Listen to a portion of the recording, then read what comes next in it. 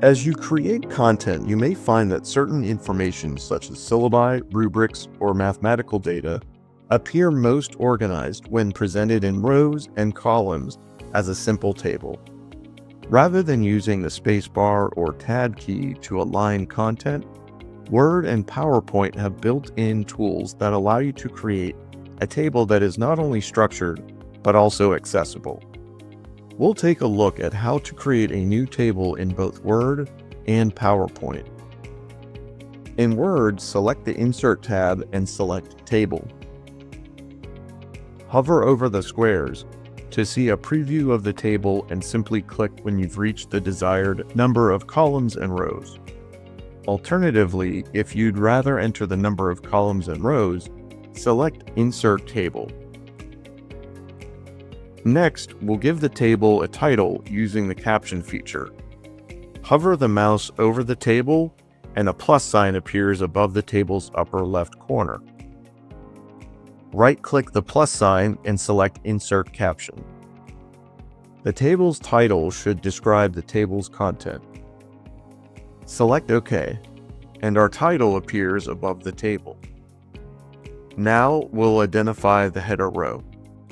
The header row is usually the first row of a table. It contains the titles of the columns and it's a feature that comes in handy when your table extends beyond one page. When that happens, the header row will be repeated at the top of the next page, making it easier to refer to the column titles. To create a header row, highlight the first row and right-click. Select Table Properties, and then the Row tab. Check the box next to Repeat as header row at the top of each page. Since Word considers tables an object, we'll need to give it an alternative text. Select the Alt Text tab and enter the title of the table in the description field.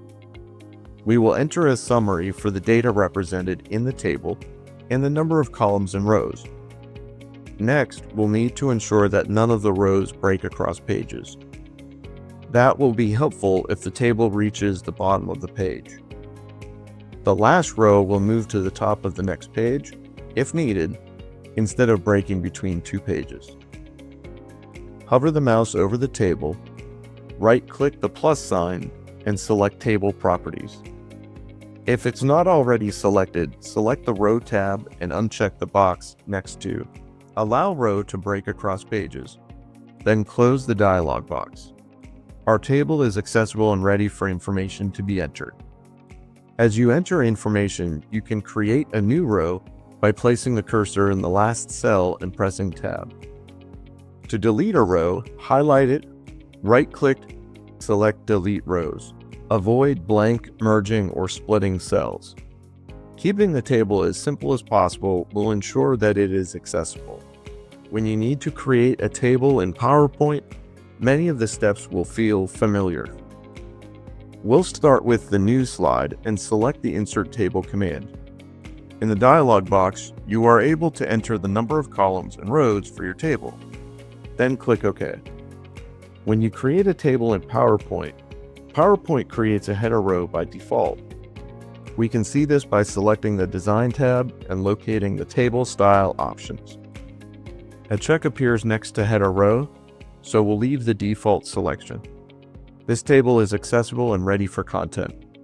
When you need to structure information or data into rows and columns, using an accessible table will help you to organize the presentation of your content.